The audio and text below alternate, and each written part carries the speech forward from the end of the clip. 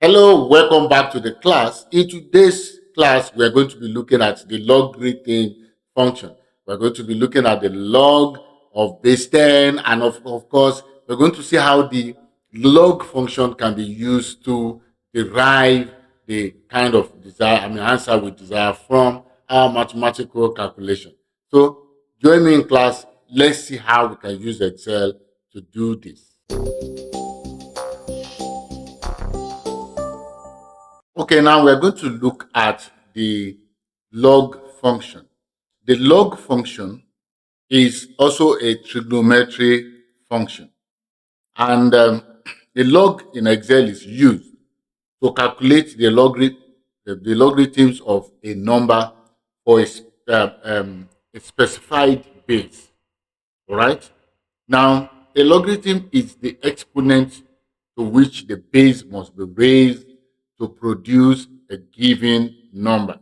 So log comes with number and base. The number must be a positive number.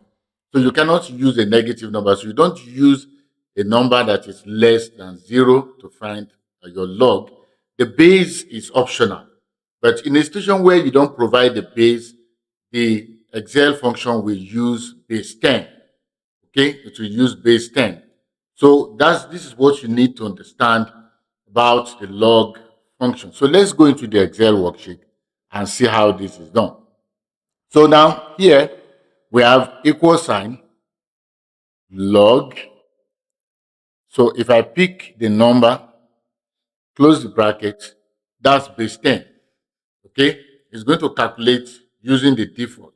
But if I add the base, which is optional, but let's say the base is different from 10, let's say it's base 5, then I will calculate. So this will be the log of 100 base 5. So you can see that this is how the logarithm function works. It works with positive value and it also works with base, but the base is optional. So, but where you don't provide the base, it calculates it automatically as base 10. So that's why we have something like this. So I'm going to show you what I mean. So that is base 10. But let's assume you want to just, for whatever curiosity sake, you put 10 there. It's still going to give you 2. So the default value for the base, if you don't add base, is base 10.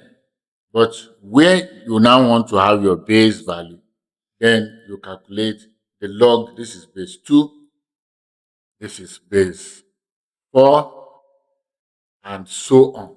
So this is how to calculate this is how to use Excel to work the logarithm function.